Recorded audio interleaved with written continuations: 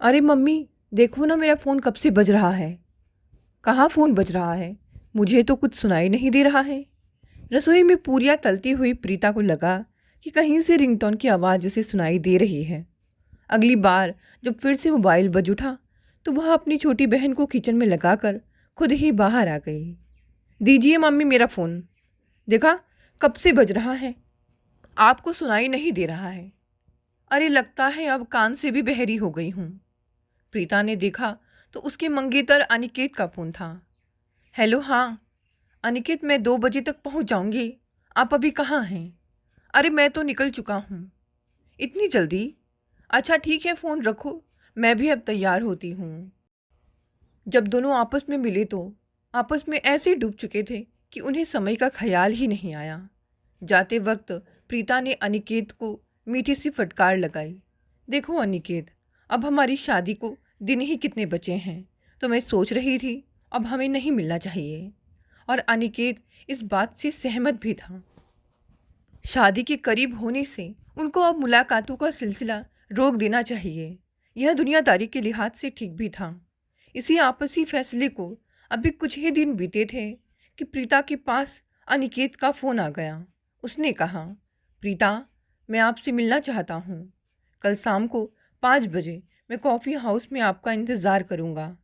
कुछ ऐसी बातें हैं जो शादी से पहले मेरे लिए आपको बतलाना बहुत ज़रूरी है।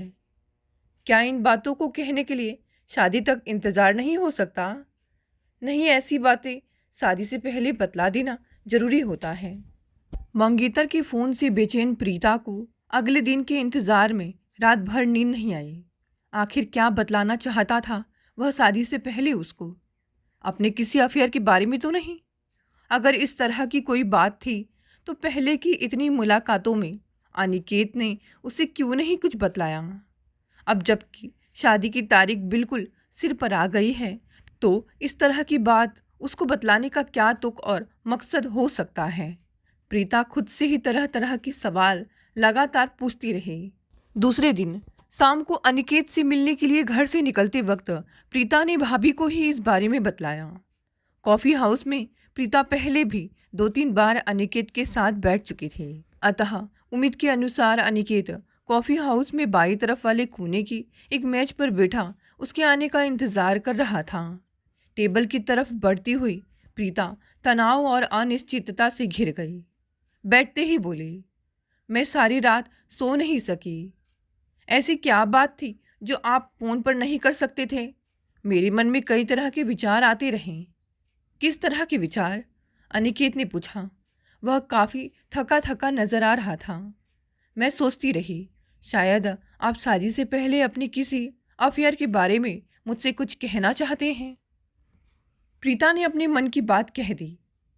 एक लड़की होने के नाते आप इससे ज़्यादा शायद सोच भी नहीं सकती। फिर आप ही बतलाइए, वह ऐसी कौन सी बात है जिसे कहने के लिए आप शादी तक इंतज़ार नहीं कर सकते थे? इंतज़ार में शायद बहुत देर हो जाती। अनिकेत, आपकी बातें पहली जैसी क्यों हैं? जो भी आप कहना चाहते हैं खुलकर क्यों नहीं कहते? अगर इस समय मैं आपसे यह कहूँ कि मैं आपसे शादी नहीं कर सकता तो आपको कैसा लगेगा? अनिकेत ने कहा। मैं समझूंगी कि आप अच्छा मजाक कर लेते हैं। मैं मजाक कभी नहीं करता, अनिकेत ने कहा। उसके शब्दों में छिपी संजीदगी से प्रीता जैसे ठिठक सी गई। उसे सारी उम्मीदें और सपने बिखेरते हुए लगे।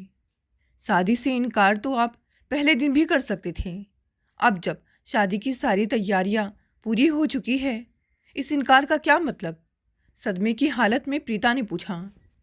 शायद अपनी झूठी और खोखली खुशियों की खातिर मैं आपकी ज़िंदगी बर्बाद नहीं कर सकता, सुनिए में देखते हुए अनिकेत ने कहा। बहुत खूब, आपको लगता है कि शादी के टूटने से मैं आबाद हो जाऊंगी, प्रीता ने कहा। इनकार के पीछे की सच्चाई को जानने के बाद शायद आपको ऐसा ही लगे। कैसी सच्चाई? एक ऐसी सच्चाई जो पिछले 2 महीनों से मेरी अंतरात्मा को कचोट रही है। मैं आपको किसी धोखे में नहीं रखना चाहता। मुझे इस बात की भी परवाह नहीं है कि सच को जानने के बाद आप मुझसे नफरत करेंगी या हमदर्दी। असलियत यह है प्रीता कि मैं HIV पॉजिटिव हूँ। मौत मेरे काफ़ी करीब है।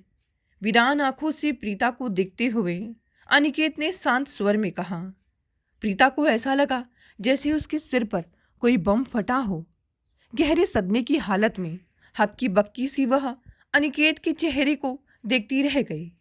एक खौफ का सर्द एहसास प्रीता को अपनी रगों में उतरता महसूस हुआ। यह देख अनिकेत के अधरों पर एक फीकी मुस्कुराहट की रेखा खींच गई।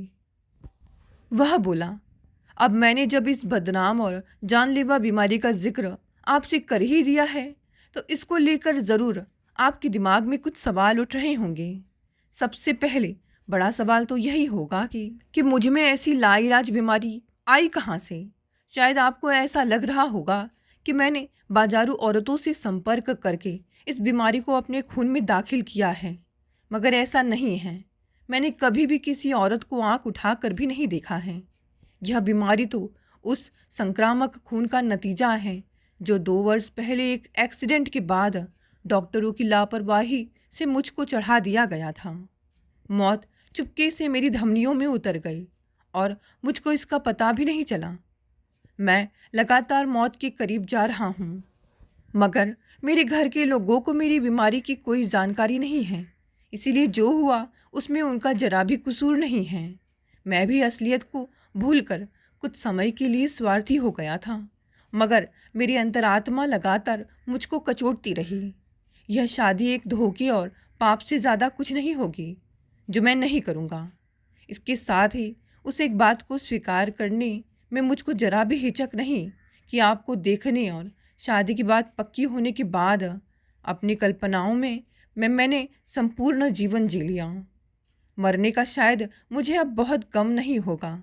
जैसे ही अनिकेत ने अपनी बात खत्म की, खामोशी से सब सुन रही प्रीता ने कहा, आपने अपनी बात तो कह दी, अपना फैसला भी सुना दिया, लेकिन यह कैसे सोच लिया कि आपने जो फैसला किया है वही मेरा फैसला भी होगा।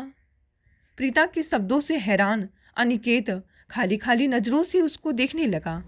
प्रीता ने उसका हाथ अपने हाथों में ले लिया और बोली, अगर आप में सच को कहने की हिम्मत है तो मुझ में भी सच का साथ देने की ताकत है। आपकी ज़िंदगी का बाकी जितना भी सफ़र है उसमें मैं आपको अकेला नहीं छोड़ूंगी। यह शादी हर हालत में होगी। आप भावुकता में ऐसा कह रही हैं। आपको शायद ठीक से मालूम नहीं है कि एड्स क्या है। लोग तो एड्स के शिकार व्यक्ति के पास भी नहीं फटकते, और आप एक ऐसे व्यक्ति के साथ शादी करना चाहती हैं। मैं लोगों की तरह गलत फहमियों में नहीं जीती। किसी इंसान के साथ उठने बैठने या उसके खाने पीने से नहीं होता। शादी के बाद अगर हम पति पत्नी के बजाय 2 दोस्तों की तरह रहेंगे और उन खास पलों से परहेज करेंगे जिनसे इस बीमारी का दूसरे में जाने का अंदेशा होता है, तो शादी के बंधन में हमें कोई भी समस्या नहीं होगी। ज़िंदगी कितनी बाकी है, मौत कब आएगी, मेडिकल साइंस और डॉक्टर इसकी भविष्यवाणी नहीं कर सकते। जो मौत कल आनी है उसके लिए आज की ज़िंदगी की कुर्बानी क्यों करें हम। जितना भी वक्त बचा है उसी में पूरी ज़िंदगी जीनी होगी अब आपको। मैं उस ज़िंदगी में आपकी हमसफ़र रहूँगी, यह मेरा फ़ैसला है। अनिकेत के हाथ को अपने हाथों से दबाते प्रीता ने दृढ़ स्वर में कहा। प्रीता के शब्दों से अनिकेत की उदास और बुझी आंखों में ज़िंदगी जीने की चमक आ गई।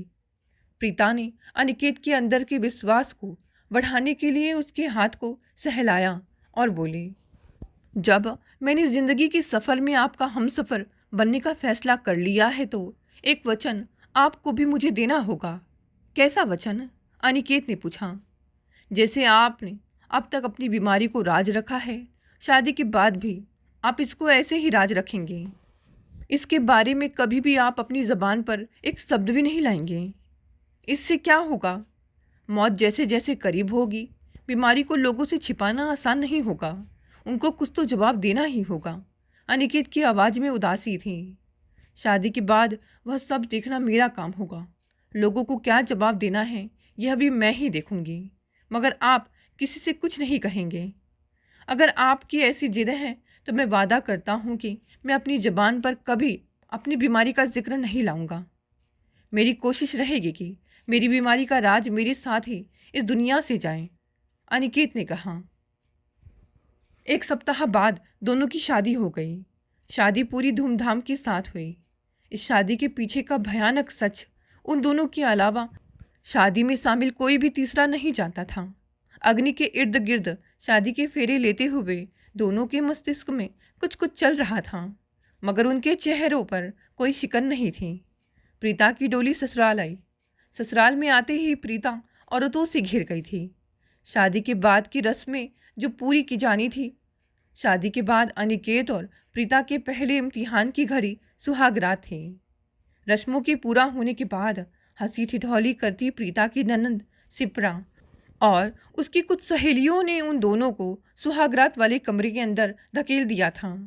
अकेले पड़ते ही दोनों ने एक दूसरे को देखा। सुहागरात का अर्थ दोनों ही समझती थीं, मगर उन दोनों को इस बात का भी एहसास था कि वह आम पति पत्नियों जैसे नहीं थे। सुहाग सेज पर गुलाब के फूलों की पंखुड़ियाँ बिखरी हुई थी। इन पंखुड़ियों को तो सुबह तक वैसा ही रहना था, क्योंकि जिस उद्देश्य से उनको सेज पर बिखेरा गया था उस उद्देश्य की पूर्ति उनके लिए वर्जित थी। तुमने मेरे साथ शादी करके अपने साथ बहुत बड़ा अन्याय किया है। अपनी कसमकस के बीच खाली खाली उदास नज़रों से प्रीता को देखते हुए अनिकेत ने कहा।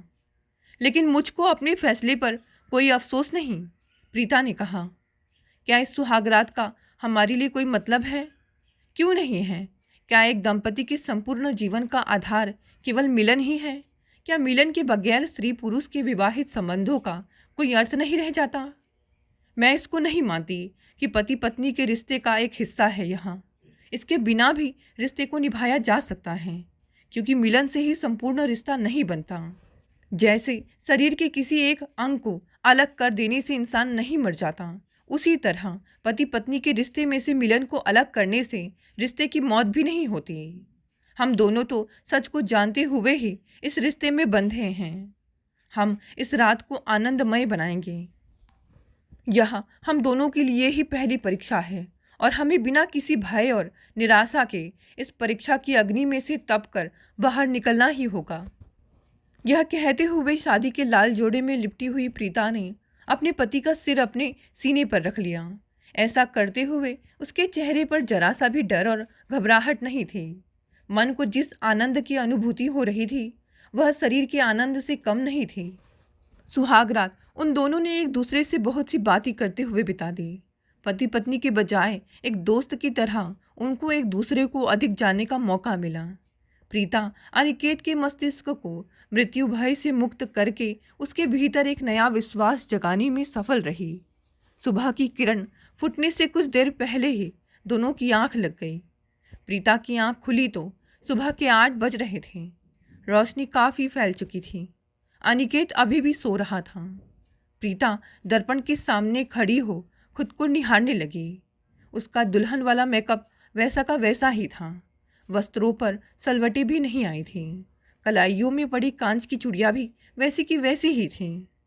कमरे के अंदर क्या हुआ था वह उन दोनों के बीच का एक राज था, मगर सबको ऐसा लगना तो चाहिए कि उन्होंने रात अच्छे से गुजारा। यह सोचकर प्रीता ने पहले अपने बंधे हुए जूड़ों को खोला, फिर उसको बेतरतीब से दोबारा बांधा। होठों की लिपस्टिक की गाढ़ी लाल रंगत को फीका करने के लिए इस तरह से उसको साफ किया कि वह थोड़ी सी होठों के इर्द गिर्द बिखर जाए। अपनी दोनों कलाइयों में पड़ी कांच की कुछ चूड़ियों को अपनी उंगलियों के दबाव से चटक कर तोड़ डाला। ऐसा करते वक्त एक चूड़ी का तीखा कांच उसकी कलाई में चुभ भी गया। प्रीता ने टूटी कांच की चूड़ियों के टुकड़ों को बिस्तर पर बिखेर दिया। सब तरह से संतुष्ट होने के बाद प्रीता कमरे का बंद दरवाज़ा खोलकर बाहर निकल आई। कमरे से बाहर प्रीता का सबसे पहले सामना अपनी ननंद सिप्रा से हुआ। सिप्रा की आंखें में अर्थ भरी शरारत थी, जो कि रिश्तों के हिसाब से स्वाभाविक थी। गुड मॉर्निंग भाभी, सिप्रा ने कहा। आपकी आंखें गुलाबी हो रही हैं। लगता है भैया ने काफ़ी परेशान किया है रात को। ननंद सिप्रा के ऐसा कहने पर प्रीता ने पहले तो लजाने का नाटक किया, फिर प्यार से उसके गाल पर हल्की सी चपत लगाती हुए बोली, चुप, इस तरह के सवाल नहीं पूछते। ननंद सिप्रा के साथ ही प्रीता अपने सास ससुर के कमरे में पहुंची और अपने सिर को साड़ी के पल्लू से ढकते हुए बारी बारी से उन दोनों के पाँव छुए। पाँव छूने पर आशीर्वाद देती हुई प्रीता की सास प्रमीला ने उसको अपने सीने से लगा लिया और बोली, सुहागवती रहो बहू, जल्द ही तुम्हारी गोद भरे और मैं पोते की खुशी देखूं। शादी के बाद दिन आगे को सरकने लगे। बीतने वाला हर लम्हा जैसे कीमती था। अनिकेत के जीवन की डोर हर बीतते हुए लम्हे के साथ छोटी हो रही थी। प्रीता बीतते हर लम्हे को इतना सुख और खुशियों से भर देना चाहती थी कि आने वाली मौत की आहट अनिकेत को सुनाई न दे। शारीरिक सुख के अलावा एक अच्छी पत्नी के रूप में जीवन के सारे सुख प्रीता अनिकेत को देना चाहती थी। वह उसकी इतनी सेवा करना चाहती थी कि बाद में किसी बात पर पछताना ना पड़े। प्रीता की सेवा और समर्पण के भाव को अनिकेत खामोशी से देखता और कहता, मेरी जिंदगी का सफ़र ज़्यादा लंबा नहीं है। मेरी ज़िंदगी का सफ़र ज़्यादा लंबा नहीं, इसमें हम सफ़र बनते हुए गलती से भी मुझसे मोह मत कर बैठना, वरना बाद में बड़ी तकलीफ़ होगी। मैं जानती हूँ कि मैं क्या कर रही हूँ और आगे क्या होने वाला है, किंतु इस तरह की बातें करके मुझको कमज़ोर मत बनाओ अनिकेत। शादी के 5 माह बाद अचानक ही अनिकेत की सेहत तेज़ी से गिरनी शुरू हो गई। अनिकेत का वजन बहुत कम हो रहा था, उसके चेहरे की जर्दी बढ़ रही थी और यह देखकर घर के लोग बहुत परेशान थे। अनिकेत की सेहत लगातार खराब हो रही है बहू, पता नहीं क्या बात है। वह काफ़ी लापरवाह किस्म का इंसान है, तुम ही उसे किसी अच्छे डॉक्टर को दिखलाओ। आखिर एक दिन सास प्रमिला ने प्रीता को कह ही दिया। उसके कहने के अंदाज से पता चलता था कि वह बेटे की गिरती सेहत को स्त्री पुरुष के संबंधों से जोड़कर देख रही थी। प्रीता को इससे हैरानी नहीं हुई थी। वह जानती थी कि अनिकेत की गिरती सेहत को देखकर लोग ऐसा ही सोच सकते थे। अब किसी को क्या मालूम, उनमें तो रिश्ता बना भी नहीं था। अपने सारे मनोभावों को छिपाते हुए प्रीता ने सास से कहा, आप ठीक कह रही हैं मां जी, मैं कल ही इन्हें किसी अच्छे डॉक्टर को दिखलाने ले जाऊंगी। अगले दिन अनिकेत को साथ लेकर किसी डॉक्टर के पास जाने का दिखावा करती हुई प्रीता घर से बाहर निकली, किंतु किसी डॉक्टर के यहाँ जाने के बजाय उन्होंने 2-3 घंटे एक मॉल में बिताए। थकावट होने पर उन दोनों ने मॉल के रेस्टोरेंट में बैठकर कोल्ड ड्रिंक पी और साथ में हल्का सा फास्ट फूड भी लिया। रेस्टोरेंट में बैठे बैठे थकी थकी आंखों से प्रीता को देखते हुए अनिकेत ने कहा, हम जो कर रहे हैं क्या वह अपनों के साथ धोखा नहीं है? नहीं, मैं नहीं मानती कि हम किसी को कोई धोखा दे रहे हैं, प्रीता ने जवाब दिया। एड्स से रोजाना दुनिया में सैकड़ों लोग मरते हैं। अगर मैं भी मर जाऊंगा तो कौन सी अनोखी बात होगी? मैं समझ नहीं पा रहा हूँ, तुम मेरी बीमारी को छिपा कर क्यों रखना चाहती हो? एकदम से मेरी मौत के सदमे को झेलने से बेहतर होगा कि हकीकत को जानकर माँ, बाबूजी, सिप्रा और दूसरे लोग मेरी मौत के सदमे को झेलने के लिए खुद को पहले से ही तैयार कर लें। अनिकेत ने भारी आवाज़ में कहा, मैं भी ऐसा ही चाहूँगी, मगर तुमको एड्स हैं। मैं ऐसा कभी जाहिर नहीं होने दूंगी। ऐसी दूसरी लाइलाज बीमारियां भी तो हैं जिनसे इंसान की मौत यकीनी होती है, जैसे कैंसर।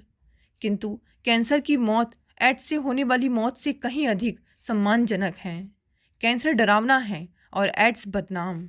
एड्स के बारे में लोगों के अनेक गलत फहमियाँ हैं, इसीलिए कैंसर से तो केवल इंसान मरता है, लेकिन एड्स से मरने वाले इंसान के परिवार की उसके साथ ही सामाजिक मौत हो जाती है। एड्स से मरने वाले इंसान के परिवार को लोग शक और घृणा की नज़रों से देखते हुए एक तरह से उसका सामाजिक बहिष्कार कर देते हैं। मैं नहीं चाहती कि तुम्हारे बाद तुम्हारे अपनों के साथ कुछ ऐसा हो। एक एड्स संक्रामक व्यक्ति की पत्नी होने के कारण समाज में मेरी क्या स्थिति होगी, इसकी शायद तुम ठीक से कल्पना भी नहीं कर सकते। हमारे विवाहित जीवन के अंदरूनी सच को दुनिया तो नहीं जानती है। मैं एक स्थापित जीवन बिताऊं, ऐसा तो तुम कभी नहीं चाहोगे। अनिकेत का हाथ अपने हाथ में लेते हुए प्रीता ने कहा। अनिकेत की समझ में आने लगा था कि प्रीता उसकी बीमारी को किन कारणों से छिपा कर रखना चाहती थी। उसकी सोच में केवल आज नहीं, आने वाला कल भी था। जैसे जैसे वक्त करीब आ रहा था, अनिकेत अंदर से टूट रहा था। अपने प्यार से प्रीता टूट रहे अनिकेत को सहारा देने की कोशिश करती। डॉक्टर को दिखलाने की बात कहकर प्रीता अनिकेत को साथ लेकर घर से बाहर जाती। किसी पार्क या रेस्टोरेंट में 2-3 घंटे बिताकर दोनों वापस आ जाते। अनिकेत दवाई ले रहा था मगर वे बेअसर हो रही थी।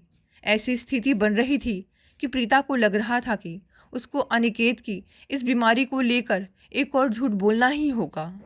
एक रोज माँ जी ने प्रीता को हाथ से पकड़कर अपने पास बैठा लिया और बोली, अनिकेत की यह कैसी बीमारी है बहू, जो ठीक होने का नाम ही नहीं ले रही है। तुम जरूर मुझसे कुछ छिपा रही हो। मुझे किसी धोखे में मत रखो। मैं अनिकेत की बीमारी का सच जानना चाहती हूँ। मैं आपसे कुछ छिपाना नहीं चाहती माँ जी, लेकिन सच बड़ा ही निर्मम और कठोर है। आप सुन नहीं सकेंगी। आपके बेटे को कैंसर है। हिम्मत करके प्रीता को जो कहना था उसने कह दिया। उसके शब्द जैसे बम बनकर माँ जी के सिर पर फूटे।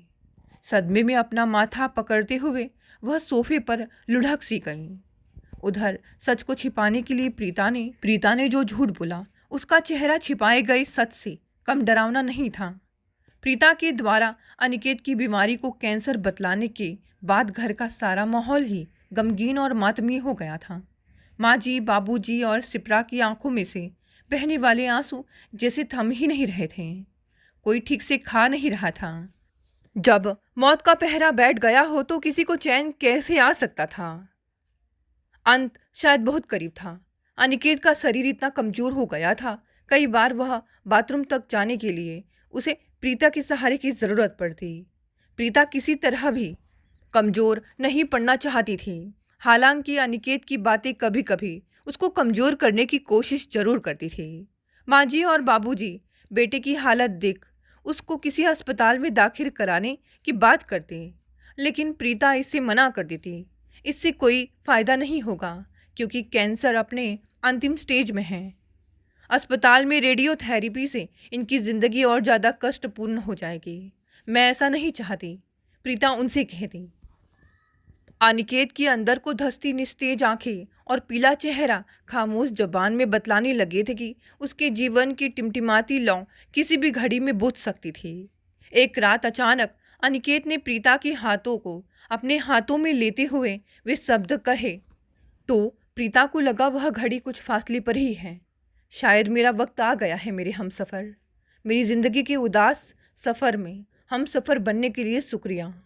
दुनिया और समाज कुछ भी समझे, अगर हम दोनों चाहते हैं कि हमारे बीच में पति पत्नी नहीं, दो इंसानों का रिश्ता है। इसीलिए मेरे मरने के बाद भी कभी अपने को विधवा मत मानना। अपने लिए जो भी विकल्प ठीक लगे उसी को चुनना। अनिकेत के उक्त शब्द प्रीता के मर्म को चीर गए। बड़ी मुश्किल से उसने खुद को संभाला। अनिकेत ने प्रीता से कमरे की खिड़की खोलने का अनुरोध किया और यह भी कहा कि वह उसके पास बैठी रहे। खिड़की के बाहर चांद चमक रहा था। रात ढल रही थी। अनिकेत की बेचैनी भी लगातार बढ़ रही थी। प्रीता हौसला देने वाले अंदाज से बीच बीच में उसके ललाट पर अपना हाथ फेर देती थी। डॉक्टर के बताए अनुसार उसने अनिकेत को दवा दी तो उसने आंखें बंद कर ली। बैठे बैठे ही न जाने कब प्रीता को कुछ मिनटों के लिए नींद की झपकी आ गई। झपकी जब टूटी तो सब खत्म हो चुका था। अनिकेत की खुली आंखें पथरा चुकी थी। अब सवाल यह है कि शादी से पहले प्रीता अनिकेत के बारे में जानती थी, लेकिन फिर भी वह शादी के लिए तैयार कैसे हो गई। तो बात यह है कि वह अनिकेत से पहली नज़र में ही प्यार कर बैठी थी। वक्त के साथ उसके प्यार में प्रगाढ़ता इतनी बढ़ गई कि वह उसके लिए कुछ भी करने को तैयार हो गई। अनिकेत के प्रति दया भाव लिए वह उसकी पत्नी बन गई और आखिरी तक उसकी सेवा की। वह जानती थी अगर उसने शादी से इनकार कर दिया तो यह बात सामने जरूर आ जाएगी और उसके घर वाले भी कहीं ना कहीं यह बात जाहिर कर ही देते कि उनका बेटा इस बीमारी से पीड़ित है। बस अनिकेत इस दुनिया से इज्जत और सम्मान के साथ अलविदा हो सके, जिसका वह हकदार भी है। इसीलिए प्रीता इतनी समर्पित रहे। दोस्तों, ये कहानी यही समाप्त हो गई। कहानी पसंद आई तो इसे लाइक और शेयर करें। इस कहानी को लेकर अपनी राय भी जरूर साझा करें। धन्यवाद दोस्तों, मिलते हैं कल एक नई कहानी से।